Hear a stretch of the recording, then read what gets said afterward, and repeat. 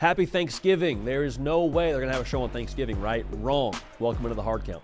It is Thursday, November 28th, 2024, last one on the face of the planet. We're thankful for a lot of things today. We're thankful for the food, thankful for our family, thankful for y'all, thankful that we got a tremendous slate of college football. I mean, just a mere few hours. We got college football going on today. I know a lot of y'all are sickos, so you're dialed in. A lot to get into. We got a great conversation with Aaron Murray here in a matter of moments. We talk Georgia football. We talk his Thanksgiving hot take there at the end of that whole conversation for you, so stay tuned for that one. We talk the college football playoff, and we just get his we went rapid fire here across the country to get some of his takes and his leans for Rivalry weekend. You're going to be interested to hear what he has to say about the Texas A&M game as it pertains to the Texas quarterback room and what he could see happening there. So we got a lot to unpack there. Before we get to that, though, my mentions have been on fire for the better part of the last 24 hours since the college football playoff rankings came out. And so that's probably a good place to start. So the rankings come out on Tuesday night. Caden Smith and myself are in here. We film our reaction. We go our separate ways. I get back to my house. In the garage, I'm looking at that 12-team bracket, and I'm like, man, if I'm a South Carolina and Ole Miss and Alabama, if I'm an SEC team that feels like maybe they could hang with someone in that 12-team bracket, and I'm being left out because of Arizona State, no disrespect, because of a Boise State, SMU, and I love Rhett Lashley. I think SMU could end up even winning a couple games in the college football playoff. But, like, if they're taking my spot and they're not playing near the conference schedule I'm playing, if I'm acting in the best interest of the SEC, major caveat there. If I'm acting in the best interest of the SEC, I might just say, I don't need this, man. I'm going to go start my own playoff with the Big Ten. And I tweeted that. A quote tweeted the bracket, tweeted that. And, again, it's just been an absolute chaos in the mentions. So I want us to revisit that together right now. The tweet that I actually put out was verbatim, if I'm the SEC and I'm seeing who's getting a playoff spot over some of our 3-loss teams that would ragdoll them, I may just go start my own playoff with the Big Ten. That's what I said. Now, to clarify, as a college football fan, I don't want this, which I think was the biggest thing that got misconstrued with me tweeting that out. I'm saying if I'm acting in the best interest of the SEC, where there is no governing body, no balance of power, that's what I'm going to do because that's best for my conference. As a college football fan, I grew up on the Pac-10 conference, dude. Like I'm all about seeing the Big 12 when we had the traditional Big 12. Like I'm not rooting for more tectonic plate shifting. Those of y'all that watch the show, you know that. I was also the guy rooting for the 14 playoff to stay the 14 playoff. The bottom line here is I want us to be aligned. I'm not rooting for this. But again, if I'm the SEC, I think this is what I would probably push for if things kept trending this way. Now, I don't think they'll keep trending this way, and we'll talk about that a little bit later in the segment. But let's just revisit what I was saying there. Let's say you're South Carolina, Ole Miss, Alabama.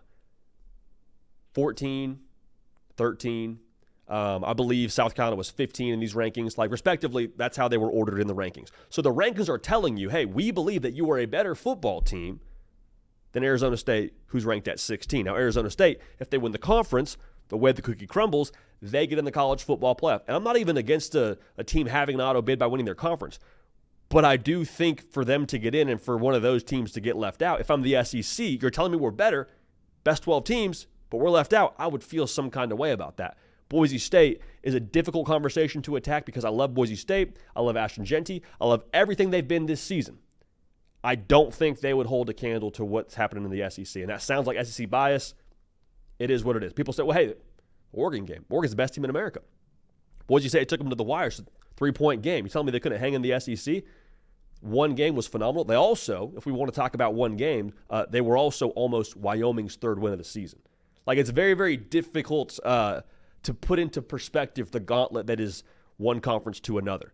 Like, I mean, you got teams in the Big 12 playing the stretch of Cincinnati, Oklahoma State, and then you got teams like Alabama and South Carolina just beating the crap out of each other week in and week out. And you're playing Ole Miss one weekend, you're playing, LSU the next weekend. You're playing, go down the line here. So I think there's this misconstrued perspective as to how difficult those conference gauntlets are. And so a loss in the SEC, a 9-3 in the SEC, is not the same as a 9-3 in the, call it the Big 12, call it whatever other conference you want to speak to there.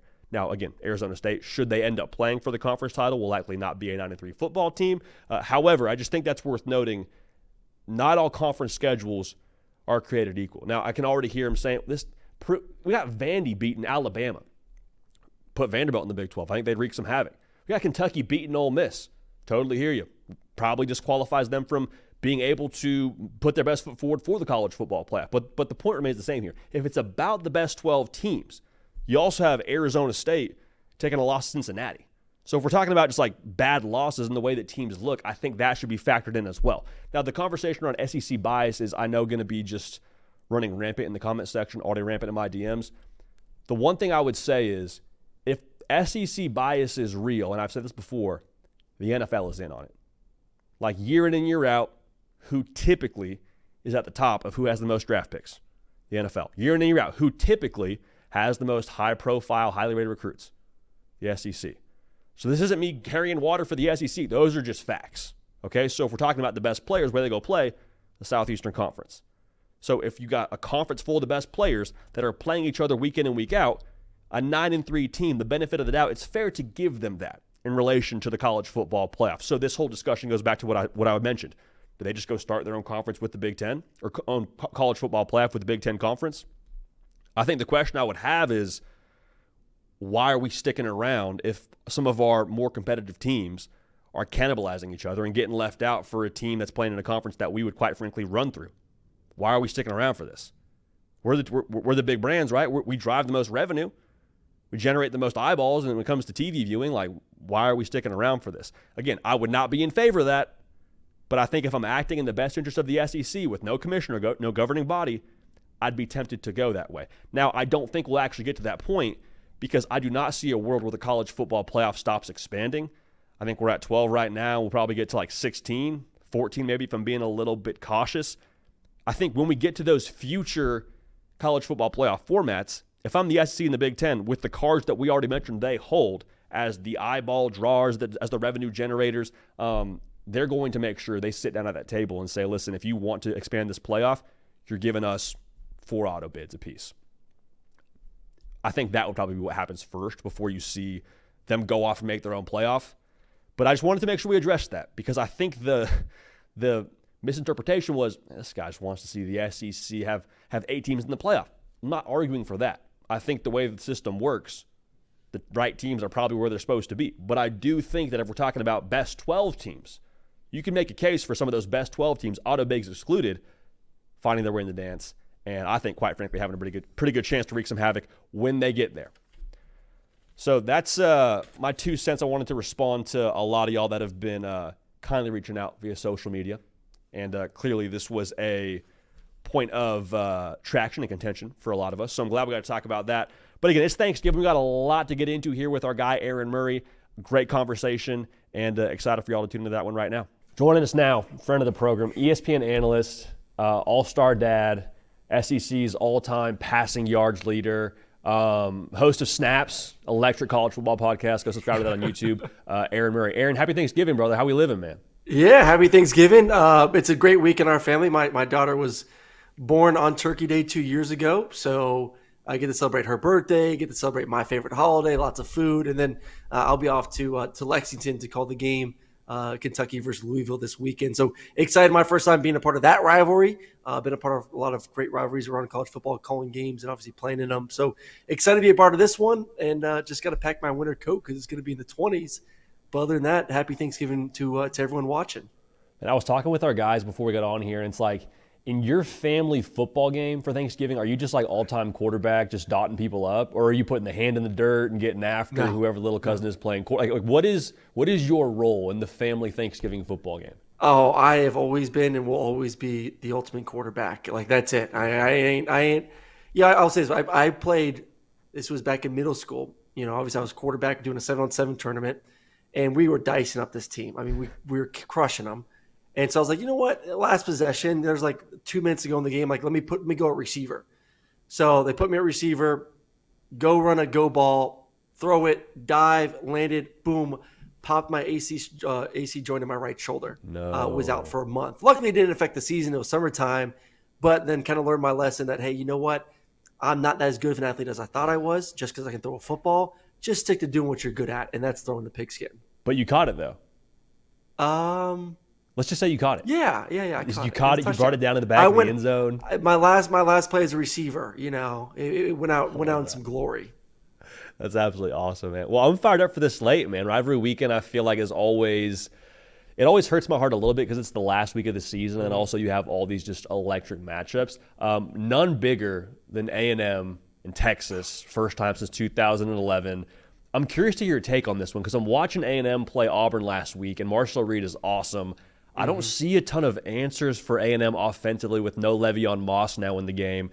Just your overall feel. What's the secret sauce here to who's going to win in A&M and Texas? Yeah, so I actually was in Kyle Field 2 weeks ago covering their game. So I had an opportunity to sit down with Marcel and talk with him and talk with the coaching staff and get to see like live eyeballs and like what does this team really look like. And first off, I've been to Kyle Field now. This is my second time there. I called the game. I called Auburn A&M back in maybe 2019 was the last time I was there, and obviously it was electric. But it's been a minute, and being in that stadium 2 weeks ago and seeing 105,000 people the entire football game, even at halftime, they brought the band out. They did this tribute with the cadets, and no one left us to go to the bathroom, go get food, any of that.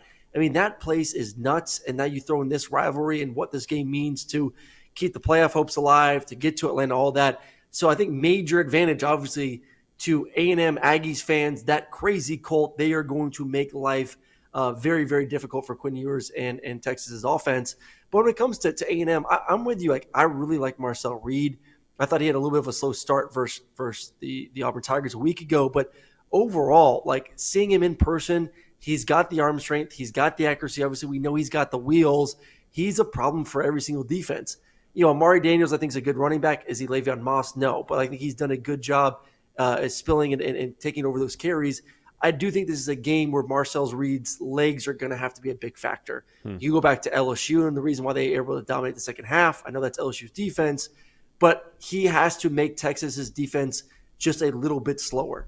They have to make that defense hesitate just a little bit because I do think Texas has one of the best defenses in all of college football. So it's going to be uphill sledding, I think, for their offense, but his legs could be the difference in that one. And then for Texas, it's the health of Quinn Ewers. It's the mobility of Quinn Ewers. He struggles going against great defensive line. Go back to the Georgia game. When defensive linemen can just tee off on Quinn Ewers and not have to worry about, obviously, a non-mobile quarterback, that's a problem. And this is an A&M defensive line that's one of the best in all of college football. Can they kind of do what Georgia did to Texas? That's their recipe to having success against this Texas offense. And it's such a tricky game. You spoke to like the Kyle Field effect in this whole thing, which I think is 100% on the money. And so like my head is saying, all right, Texas, the roster, Quinn Ewers, the experience, Sark in his bag end of the year. But then I look at Marcel Reed, and I'm like, he might just throw the cape on and have a day. Like that might just be how this whole thing shakes out, and A&M might end up getting it done in Kyle Field. You mentioned Quinn Ewers in the passing game with him.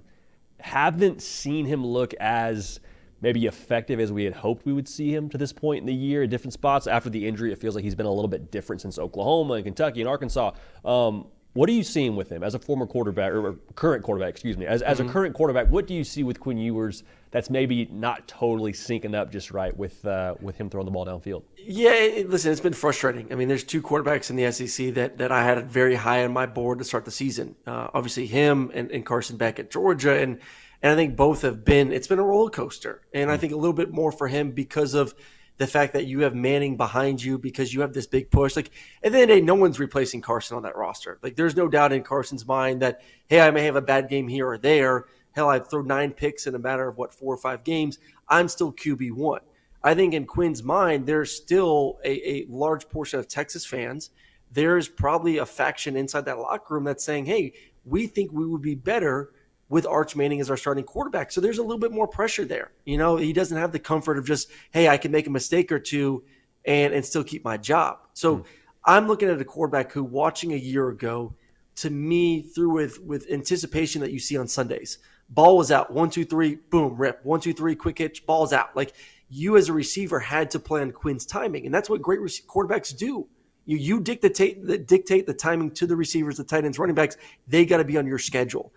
And to me, I think that's been off this year. And I don't know if it's because he's hesitating, knowing the fact that, hey, I don't have as long of a leash as I've had in years past, that if I do make a mistake because I'm a little bit early and the guy doesn't get his head around it, it's an interception, I may be on the bench, whatever it is. He has not been the same quarterback. And then you throw in a guy that's just not mobile. And I think this year, more than ever, you're seeing the importance of having a quarterback that can run the football. Hell, look, even bringing up Carson Beck, since we're talking about him a little bit too in this. Him 2 weeks ago, running the football was a huge way in which Georgia was able to beat Tennessee. And he's not super mobile, but he's definitely more mobile than Quinn is. So Sure. I'm not calling for Arch Manning to be QB1, but Quinn has to be great in this game. Quinn has to be great in the SEC Championship game. And I do think if he does not perform at a high level in either one of those games, you really do need to look yourself in the mirror a little bit saying, hey, we got a championship caliber football team. We have an elite defense. We have playmakers on the outside. We have a good offense line that's maybe not as good as we thought it was heading into the season. What is holding us back? And if that is the quarterback spot, you may need to make a change before the playoffs. Do you have a strong feel in this one? Do you have a feel when it comes to like a pick or maybe a lean when it comes to A&M in Texas? I'm going to lean towards Texas. I just think the roster is better. I think that defense is as good as it gets in college football this year. I really like A&M. I like their roster. I think their roster is very talented. I think Marcel Reed's talented. I just don't think he has a lot of support around him. I think the receivers are good, not great. I think the offensive line is good, not great. I think the running game without Le'Veon Moss is just good, not great. So it's a bunch of just like okay to good going against what I would consider elite. Texas is a top 5 defense in college football. So what travels? Defense is one of those things we always talk about. Defense travels. I think Texas's defense going against A&M is just going to be a little bit too much for them to handle. And it just comes down to the fact of, can Quinn Ewers protect the football this game? He's done better. The past 3 games, no picks. I think 9 touchdowns, no interceptions the last 3. If he can continue to trend that direction, not be Superman, not have to throw 3 or 4 touchdowns, just don't turn it over, I think Texas gets a monster win on the road against the Aggies. I don't want to gloss over what you said a few moments ago. What would be the world then where Texas, okay, so they win this football game, go to Atlanta, play Georgia. Is it a situation where, like, hey, Ewers throws a couple picks and the offense sputters, and then you end up in the college football playoff and you're like, hey, we got to go with 16 Ewers. Like, we appreciate you. The last name's Manning. Feels like that's a good vibe for us. Like, what would have to happen where you do make that switch at this point in the year? Well, I think let's go back to the first game versus Georgia. And obviously Quinn was the guy. Quinn comes in there. He struggles. You put Arch in there for, 2 series? Not really enough to truly get going. And then Quinn's the guy in the second half and performs well. I think this is if Texas ends up winning versus A&M this weekend, it's a rematch in Atlanta. If you get to a point somewhere in the first half where it feels very similar to what it did, a month and a half, 2 months ago versus Georgia, I think you make the decision at that point, like, we're giving Arch the rest of the game, not just 2 series, but the rest of the game. Because I think Texas feels pretty good that if they win this weekend, they're going to be a playoff team regardless of what happens in Atlanta. You're not going to keep Texas out regardless of how weak their schedule is. You're not going to keep them out of the playoffs if they're in the SEC Championship game as a 1-loss team heading into it. So I think you have to give Arch significant reps against an elite defense to see, is he good enough to be your guy for the playoffs? Not 2 series. I'm talking about you almost just say, hey, we're going to lose this football game. Let's give him 2 quarters to see what he's got, and then from there you make a decision during the bye week. I think it's so fascinating because if you roll with Arch Manning, you have that whole extra element to the offense that you mentioned with the mobility. And I don't think we've seen the Arch Manning Texas offense. I think we've seen Arch Manning run the Quinn Ewers Texas offense. But like you give Sark some time to get in his bag a little bit and drop some quarterback design runs, some read option. Like, I'm with you. That's a very fascinating thing I hadn't even considered, but I don't think it's necessarily off the table at all. Let's roll through a couple more games here, as I know we went long there on A&M and Texas. You and I are on lockstep on South Carolina. Like I thought I was maybe like overly high on South Carolina. Aaron, I saw you got them at 6 in your top 12, baby. Are we buying South Carolina as a college football playoff team? Going to Clemson this weekend. Clemson's 2.5-point favorites. I think the wrong team's favorite here. Just pitch me on South Carolina here as a playoff team. Man, I love South Carolina, and maybe it's because I saw them week 1 versus Old Dominion, and they were just god-awful on offense, and you're like, oh my goodness. Like, and we were told before that too, meeting with Beamer on Friday. He said, listen, we are very young in offense. We have a first-year starting quarterback. We have a transfer running back. We have new pieces and new spots on the outside. We have an offensive line that we feel good about, but still working in the chemistry between those 5 guys. This is not going to look great tomorrow. He's like, just to be honest, this is not going to look good. And it didn't. It was horrendous. It was, ODU had to fumble the ball twice inside their own 10-yard line, or they probably win the football game, honestly. South Carolina's defense showed up in a big way in that game in those situations to get them the W. So where they've come since then, from an offensive line who a year ago was horrendous to now being consistent, healthy, playing at a high level. Rocket Sanders healthy is one of the best backs in the SEC. And now Lenore Sellers throwing the football has become a true weapon. And not just him running it, but him taking care of it, him being someone that could push the ball vertically down the field. And then we all know like their defense is one of the best in the SEC, one of the best in the country. So them right now playing, I don't think anyone wants to face them. We talk about dual threat quarterbacks. You have an elite defense. You have a team that can bully you. You have a quarterback that is one of the best athletes in college football playing at a high level, now taking care of the football. That is a very dangerous team. Do I think they get in the playoffs? Probably not, because the problem is why I can sit there and say, you know what? They went into Tuscaloosa and they lost a close game that they should have won if Lenore doesn't fumble the football. You can make that excuse for them to jump Alabama. I don't think you can make the excuse of them jumping Ole Miss. The fact that Ole Miss went into Williams-Brice and beat them 20-7-3, I think if it came down to which 3-loss SEC team are we going to take, to me it's a little bit hard to make a case that even though I believe South Carolina right now is the better team, that Ole Miss should sit at home while South Carolina is one of the top 12, unfortunately, for the Gamecocks. No, I'm with you. I mean, South Carolina, you would hope as this whole thing evolves in the 12-team playoff, we start to maybe weigh November a little bit more heavily, because what we saw against ODU and what we've seen these last few weeks from South Carolina, like seeing Lenore Sellers against A&M, dude's Optimus Prime playing quarterback back there. Like he is a star right now, not a future star. Like he's a dude right now to where if you put them on the field with Indiana tomorrow, I'd take I take South Carolina, to probably beat Indiana by a pretty sizable margin. You put them on the field with the Big 12 champ. I don't care who it is. I take South Carolina. So I'm curious to see how this whole conversation evolves around them. I'm with you. Probably need some chaos to find their way into that field of 12. But in this game against Clemson, man, Clemson favored by 2.5. I'm going to take South Carolina and feel great about doing it with the money line. Is there a world here where Clemson ends up winning this? It sounds bizarre to say it that way. Why would Clemson win this football game? It's a better way to ask you that.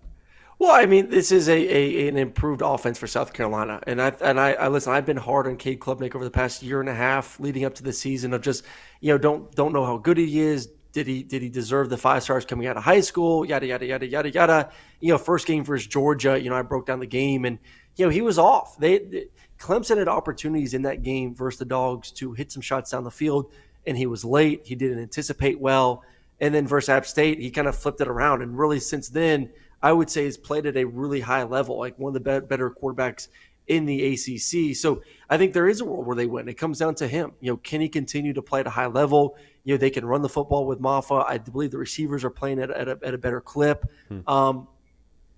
I just think that if you want to compare one to the other right now, I would still take Lenore's. I would take Rocket. I would take South Carolina's offensive line. Probably Clemson's receivers. And then I think South Carolina's defense from top to bottom is better too. So like as a roster, there's not many positions where I would favor the Clemson Tigers, which is just crazy to think that we've gotten to this point with Clemson and kind of the lack of talent in certain spots that we expect excellence from them. And not saying like Clemson's defense is not great. Like that's a really good defense. So if there is a recipe to, in my opinion, Clemson winning this football game, it still comes down to Lenore's making mistakes. Lenore's has done a better job cleaning it up. He's not put the ball in harm's way as much, but there are times inside the pocket where he gets a little loose, and it's not just interceptions, but it's fumbles. Yeah. Fumbles against Vanderbilt. He had a fumble. I had that game. The fumble versus Alabama where they're winning cost them really what I believe would have been a monster win in Tuscaloosa that game. So if you get Lenore's to turn it over a couple times, I think Clemson ends up winning it. But I just think hopefully, knock on wood, Lenore Sellers kind of got over that part of his game, is going to play at a high level versus the Tigers this weekend. Yeah, like you mentioned, credit Cade Klubnik and Garrett Riley for kind of getting the train back on the tracks there this year. I know when they first hired him from TCU, I was like, hire of the year, home run, let's go with the Cade Klubnik era. They're a playoff team, and then it didn't work out that way.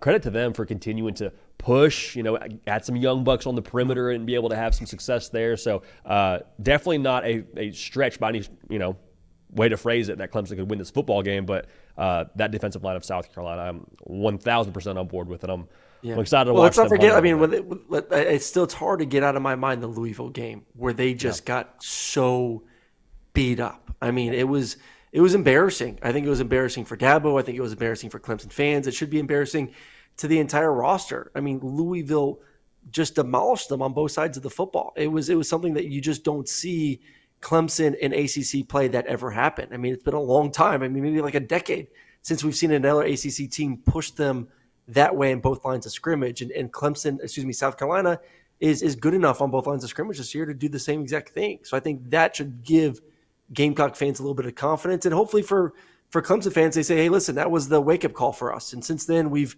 won 3 games. We feel pretty good, and I think for either one of these teams, I would say Clemson winning this has a more legitimate playoff path than South Carolina winning it, because once again, I just don't think South Carolina gets in over Ole Miss, unfortunately. And the bizarre thing about this that you just mentioned, even if Clemson gets boat raced, like they say they lose by 35, I believe it works out to where if Miami just loses to Syracuse, Clemson then finds themselves in Charlotte with a chance to beat SMU, have a first round bye in the college football playoff. So I said a bunch of negative things about Clemson just then. Could still very easily be a playoff team, and so we'll see how that whole thing shakes out. Speaking of playoff, though, feels like Tennessee beating Vandy is a win-and-in situation. You worried at all about the Vols here coming to Nashville, Aaron? Yeah, I am. I mean, because let's think about this. I mean, Tennessee has been very inconsistent at the offensive spots. I mean, Nico this year, for how good of a season he started with, it's been a roller coaster. It really has. And so, I mean, Georgia against Georgia a couple weeks ago was the same thing. This is a good Vanderbilt football team. Mm-hmm. This is a team that defensively is bend but don't break, keep everything in front, make the team dink and dunk down the field, which Tennessee does. But it's hard to tell a young, talented quarterback to just take the 5-yard hit shot over and over and over and over again, that quick perimeter game, and not feel like at some point you're going to want to just take a shot. So, what Vanderbilt does better than anyone else in the SEC, maybe one of the best in the country, is they turn it into, no matter who they're playing, they somehow usually find a way to turn it into a 4-quarter game. They run the football. Diego makes some incredible plays on third down to move the chains. They're not in a hurry on offense. They just bleed clock, and they don't give up explosive plays. So you look up, and all of a sudden it's a close football game. And it's the 4th quarter. So I don't feel like Tennessee's just going to show up at a 11 a.m. kickoff local time and just boat race them. Vanderbilt's a good team. They keep things close. They play slow, and they can frustrate an offense in Tennessee that still, to me, has been very inconsistent this second half of the season. So while I believe Tennessee wins this football game, while I believe Tennessee is going to be a playoff team and maybe even hosting a playoff game in Neyland, which would be absolutely incredible to get a home playoff game in Neyland Stadium, they better not look past Vanderbilt, because this ain't the same old Vanderbilt that is just going to give up big play after big play. Pavia's kind of got some Johnny football to him, doesn't he? I mean, just like the belief, the jersey number is one thing, the play style with him being kind of an ad-libber. I would say more like Tebow, though, a little bit. Say it again? I would say a little bit more like Tebow. The leadership. Okay. I said this when I had their game versus South Carolina a month ago. I was like, I get like the playmaking ability, but Tebow was the same way. What makes Diego really good in my mind is, yes, the creativity is phenomenal. But we know Vanderbilt's roster is nowhere near as talented as all these other rosters. What he can do is infectious. The belief that he can create inside that locker room, on the football field, in the practice field, on campus, in Nashville, is infectious. He is, to me, more Tim Tebow-like than Johnny because of that. I mean, you get around the kid, and it's hard not saying like Johnny, no one wanted to fight for Johnny or play for Johnny. Johnny was just unbelievably gifted, and the playmaking ability is some of the greatest things you'll ever see. But Diego, his work ethic, his passion, reminds me a little bit more of Tebow back in his days at Florida.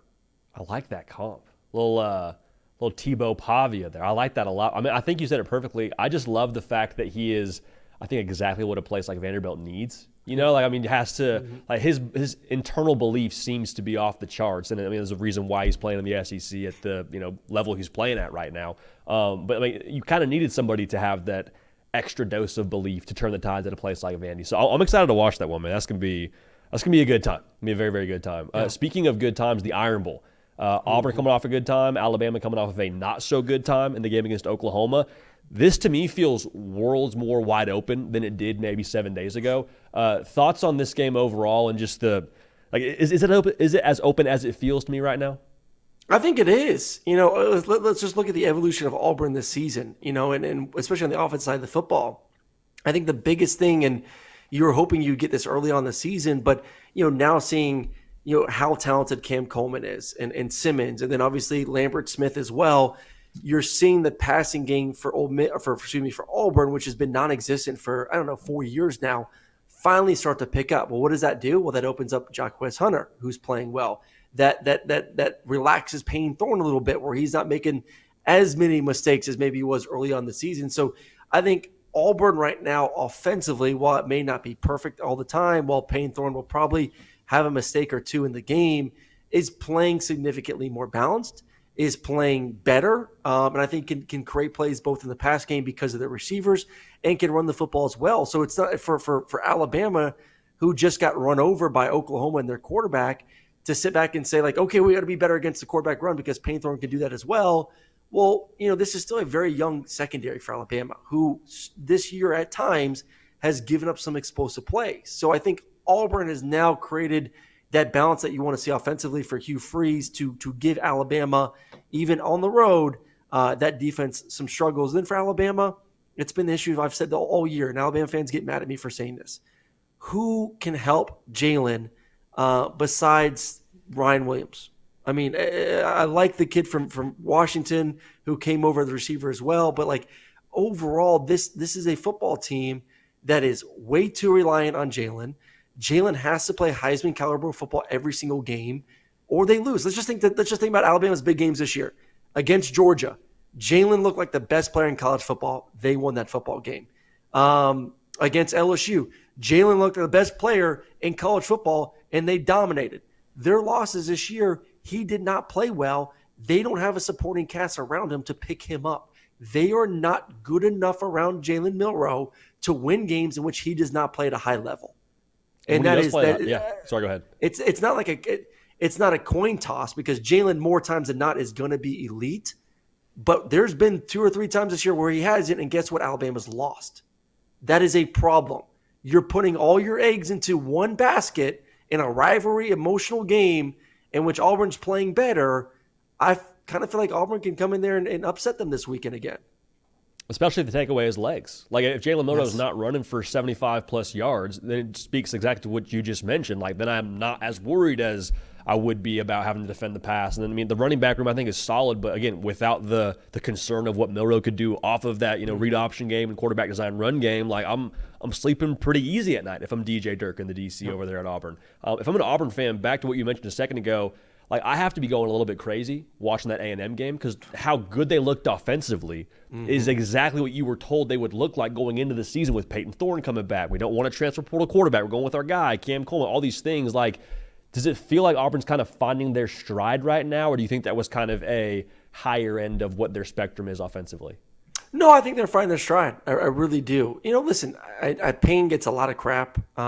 And at times there's deservingly so, no doubt about it. Like, some of the mistakes he makes is just, like they go back to the interception versus Oklahoma. And that was a tough one. I mean, that guy was showing blitz. He pops out, gets interception, pick 6. But like, I mean, you look at Auburn's schedule this year and you're like, man, if they just didn't make this mistake and this mistake and this mistake, this is a team that, 7 wins, maybe 8 wins? Yeah. They're not that far off. I mean, hell, like that Oklahoma game is still, to me, one of the craziest things that I've seen all year. It felt like Auburn was up by like 4 touchdowns, yet they somehow lost the football game. I still do not know how Oklahoma beat Auburn at the middle of the season. So like that should be the 6th win.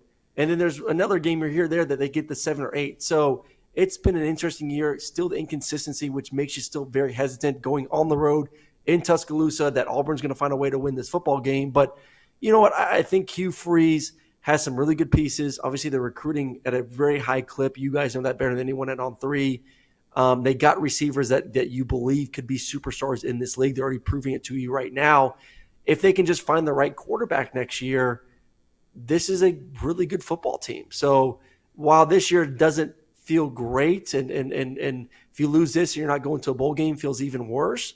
I still think that you pump the brakes a little bit. Give it next year, go get you a quarterback, and if it's the same thing next year, then you start worrying a little bit more.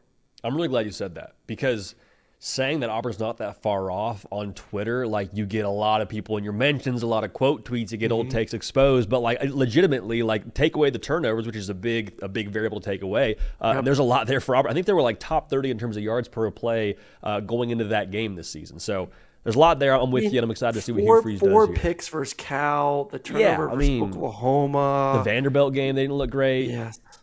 Like I just roster for roster, I feel like Auburn is near the top third of the SEC, or at least they will be here once they get some of these young bucks up to speed. I agree. Cam Coleman included. Hey, the playoff talk is starting to heat up, or maybe is on fire right now with us, moving into the final week of the season. Feels a lot to me, Aaron, like there's 4 teams, Oregon, Texas, Georgia, Ohio State, that I would feel comfortable putting money on any of those teams being there at the end. Is that the line of demarcation, or is there somewhere else, or someone else rather, that you think is like a party crasher of sorts? No, I think it's those 4. I really do. Listen, it's been a unique season, so who knows? I mean, hell, I don't think anyone would have bet that Oklahoma would have won the football game or won in the fashion they did a week ago versus Alabama. So, like, anything obviously is possible. If Miami wins the ACC championship game, you have a quarterback that is as good as him. They could upset someone along the way. But other than that, like I don't think Tennessee's a legit contender. I don't think Penn State, because of their offense, which I like their offense. I like Drew this year. I think he's playing, significantly better than he was a year ago. I just don't think they're explosive enough on the outside to really threaten one of the big boys. We obviously saw that when they lost to Ohio State in their stadium. I like Notre Dame. I love their defense. Riley's playing better at the quarterback spot, but I still think their offense lacks a little something to me to feel like they could be as complete to go against an Oregon or an Ohio State or a Georgia or Texas. So, while some of those games may be competitive with those big boys up front, I think it's, and I'll throw Texas out of it too, unless Texas really and Quinn really impresses me over the next 2 weeks. I think it's 3 teams. I think it's Oregon, I think it's Ohio State, and I think it's Georgia, because all 3 of them have shown a little bit more consistency as of late. Or I still think Texas, like I said, needs to answer some questions about how good this offense can be against quality defenses, and they're going to get 2 good opportunities versus A&M and Georgia over the next 10 weeks or 2 weeks if they win those games. If I were to say, hey, Arch Manning's the guy going forward for Texas, does that change your mind on Texas being in that group? I think if they go with the plan that we discussed earlier, where if Quinn is playing bad against Georgia and Arch gets significant time and he looks competitive and good, and then you can get some time, like you alluded to build your game plan around him, I would say, like, okay, that feels good to me. Because just like we talked about with South Carolina, just like we talked about with Auburn, when you play big-time football games and when you play 2 competitive rosters, it comes down to simple things. Blocking, tackling, who can protect the football. And Quinn at times has had issues with protecting the football. Hell, Carson has had times protecting the football. Oregon has not. Ohio State is not. That's why they're the favorites from everyone's mind to win a national championship. They're both playing great on defense, and they're not turning the ball over. They're not hurting themselves. Yeah. Texas and Georgia have had issues of hurting themselves this year. That's ultimately what will hold you back. So if you can say, like, hey, we can build a game plan that's going to be a little bit more quarterback run, that's going to be less throwing the football, and we're not going to turn it over and understand that we have an elite defense, then yeah, I would say if he looks good in time against Georgia, that Texas could be better during the playoff stretch. Are we too high on Oregon? Because I know they've been a wagon since they beat Ohio State, and there was no letdown. And full transparency, I don't think we are too high on Oregon, but there's one part of me that's like, since Ohio State, we haven't really seen them have to step under the heavy bar the way we've seen Georgia have to, the way that Texas is going to have to against A&M. Is there any concern in your mind about Oregon and where they are moving forward? No. I mean, to be fully honest here, I think Ohio State wins the rematch. I said this as soon as that game was over at the beginning of the season. I was like, for Ohio State to go into Eugene, play a game in which, you have a offensive pass interference away from kicking a game-winning field goal. I think Ohio State's the best roster in America. I think right now the defense is playing at an elite level. I think Will Howard has been absolutely tremendous this season. I mean, the only question mark really about Ohio State's their running game, which is crazy to think about with Quinshon and Travion as your running backs. But other than that, you have a quarterback that I would take right now over Dylan. Receivers for both teams are great. I think, Oregon, maybe the offensive line position. I think Ohio State's defense may be a little bit better. So I think Ohio State will end up having the easier path because they'll be the number 1 seed heading into the playoffs.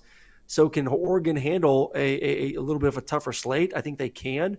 But, I mean, if you had to say, like, who's my favorite to win a national championship tomorrow, I would probably go 1 Ohio State, 2 Georgia, 3 Oregon, 4 Texas. Not like saying I love all 4 teams. I think all 4 teams are great. But I just think, like I said, I think Ohio State just talent-wise just a little bit more talented than Oregon right now. The thing I loved about Ohio State and their win over Indiana, seeing Will Howard do the putting the cigarette out celebration, I was like, I think a lot of people saw it, they're like, I don't know, I could do without that. I'm kind of like, dude, that's the edge Ohio State's been missing. Yes. Like, it feels like the last couple of years Ohio State's rolled in there against Michigan and just got bullied, and they've been the team that honestly has looked a little bit pinkies up, looks like, hey, we're Ohio State, we should win this football game. Like, I love my quarterback just putting out the cigarette and saying Google that expletive. That made me like Ohio State a lot more after seeing that this past weekend. Who are you taking right now? I mean, I was about to ask you this. Yeah, I'm about to tell you. I think Georgia, to me, is the scariest team. I think Ohio State's the best roster. The scary thing for me is we've seen Kirby Smart in a 1-game season now a couple of different times. The Texas game comes to mind. Who am I thinking of right now? The Tennessee game post the Ole Miss loss. And, I just don't know that there's anybody better in college football in a 1-game season than getting their team ready to get dialed in, and it feels like we're rolling into that time of the year. Yeah. I mean, that's a great segue into Georgia. Am I too high on Kirby Smart and the Thanos snap effect that he has here? Where do you sit on the Dogs when it comes to their potential to win a national championship? Well, and listen, obviously there's a Georgia helmet behind me, so everyone always gives me crap when I talk about the Dogs. But listen, it's been it's been so hard to be an announcer these past 4 years. You think it'd be easy because Georgia's so good.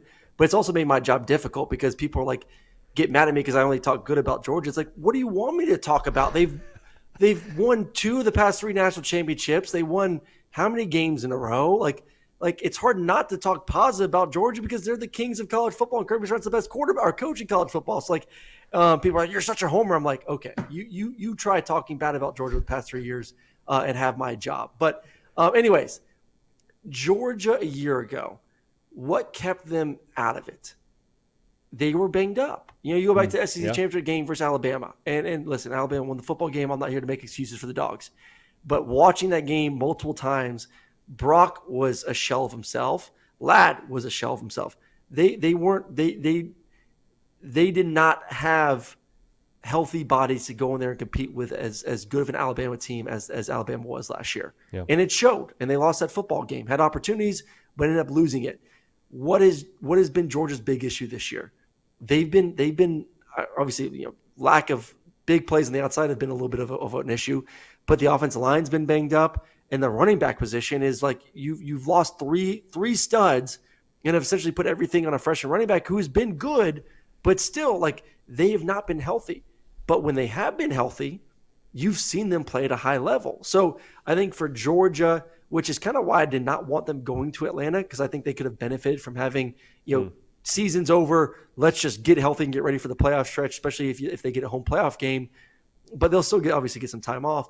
But if you get now a Nate Frazier who's playing at a high level, you get Trevor Etienne back, you get Branson back, you get Dylan Bell and all these guys. You get an offensive line that's healthy and back. You get the defensive line that's been banged up this year. You get all those guys healthy and back. I don't know what's going to happen with Colby Young and the legal battle, but maybe he's back on the football team. So I think for Georgia right now, they're going to be peaking at the right time where it felt like a year ago they were heading in the opposite direction because of injuries. Yeah. So if they can stay healthy versus Tech, if they can stay healthy in the SEC championship game, and they have their guys up front, if they have their guys at running back, if they have their guys at defensive line, which it's trending in that direction, I'm with you. I think they have the best roster along with Ohio State in college football. And then it just comes out to a point of, can you make some plays on the outside? Because that has been kind of the area they've been lacking, but have looked like they've improved for the past 2 weeks. And Carson Beck's been getting dunked on all year long for the interceptions, but I'm like, we all saw how good he is. We've seen what he can be with weapons around him when he's not forcing the football downfield. I still think they can win a national championship with him. I'm curious to what you just spoke to. can they support him enough with the ground game to be able to play like complementary offensive football? Can we have some more guys step up? It looked like Oscar Delp kind of stepped up in that game against Tennessee. I think Carson Beck's still good enough to win a national championship. Is that reaching too much? Is it not a Carson Beck-driven operation if you do win a natty? Like, where do you fall in the whole Carson Beck conversation as it pertains to Georgia bringing home all the hardware? I don't think it has to be a Carson Beck, or it should be a Carson Beck driven where Carson's going out there having to throw 3 or 4 touchdowns. I think a lot of people obviously compare not from an attribute standpoint of like, oh, Carson's the same as Stetson, but what made Stetson in my opinion, the greatest quarterback in Georgia history is the fact that he played elite in crunch time, whether that was SEC championship games, playoff games, national championships. He was the MVP. Was he 4-time MVP between playoff games and national championships over that 2-year span? So he played big in big-time games. And I think Carson feels like he has to be that guy every single week, and that gets him into trouble. And I'm not saying like Carson needs to be like 17 of 25 for 180 and a touchdown and no picks, and Georgia's going to win the football game. Like, he still has to play at a high level. But just like we talked about with Jalen Milroe previously, if Carson has to shoulder the entire burden, I don't think Georgia wins a championship. The defense still, the other teams right now are too good to go against Georgia and say, oh my God, if we just slow down Carson a little bit, we're going to be fine. The receivers have to be better. The tight ends have to be better. The running game has to be better. And the past 2 weeks, you're starting to see that happen. Oscar's making plays. Yursek's making plays. I think Lawson Lucky's been great all season. The offensive line's been really good. Like I said, when you get ETN and the running back's healthy, I think that's a really good stable of running backs. So the pieces around him are starting to come together to a point where I feel like he's not feeling like he has to be Superman. And if he plays within himself, the kid is uber talented. I've been high on Carson Beck for 3-4 years now since the first time I saw him in a scrimmage. He looks like a first-round talent when he's not trying to be Superman. And he just needs to realize that. Just the old saying, do less. Just be you, Carson. Don't feel like you got to put the cape on. Hey, just be yourself. Everyone else is already taken, right? Isn't that what they put on like the motivational posters? Like every I feel like Disney Channel movie would end with that quote, which I was like, hey, there's a lot of value in that, and that's good news for Carson Beck and good maybe wisdom for Carson Beck. Last Georgia question for you that I want to get a Thanksgiving take from you before we let you go. The secondary for Georgia is uber talented, like Malachi Starks, KJ Bolden's a phenom, true freshman. We go down the line here, a lot of dudes. I'm worried a little bit about that unit based on a couple of different appearances this season. The Alabama game, obviously, even the Mississippi State game, which is maybe a little bit of like beefed up numbers because they're so air raid. But there's a couple of spots here where I'm like, dang, I don't love the way that looks. Do you feel the same way as I do about the secondary, or like what's the overall confidence level they're going to be good enough to get to where Georgia wants to go?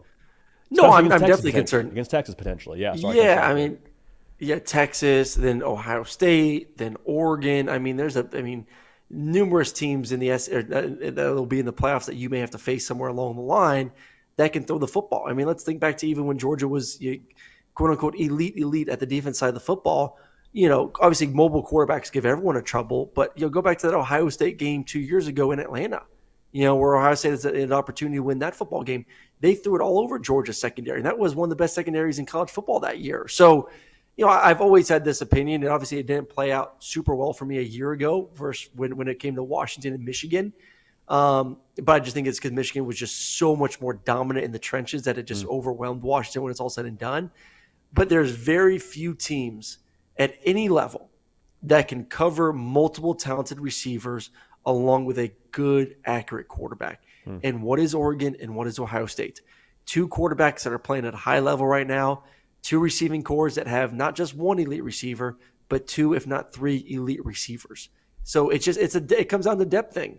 Teams do not have 2 or 3 or 4 good DBs that can match up. But I will say this about Georgia, though, and this is one of the most impressive things about Malachi Starks. Malachi obviously is a safety. He can play single high safety. He could rotate in the box.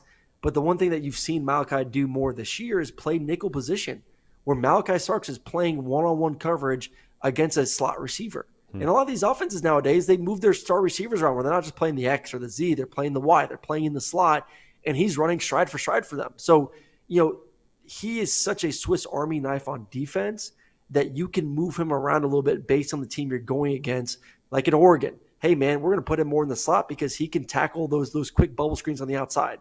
So I think he's going to have to play at that I'm the best safety in college football mentality if and when they face Texas, Ohio State, Oregon, if they're going to want to be able to protect that back end going forward.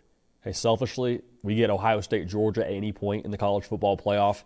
Jeremiah Smith on one side, Malachi Starks on the other. I mean, just clash. I would be all that in itself. Just give me the ISO camera there, and I'll watch that battle all day long and just enjoy the heck out of it. But speaking of enjoying the heck out of it, one more take I want to get from you. It's Thanksgiving Day when this is airing. We're recording this on a Monday. Put the turkey to the side. Like, turkey is out of this equation. You're doing a draft. You got the number one pick. You get to pick any Thanksgiving dish. Could be a side, could be a little Martinelli's, could be apple pie, whatever you're going with here. Who is Aaron Murray taking for the first overall pick in the non-turkey dish draft? Non-turkey dish draft. Yep. Zucchini bread.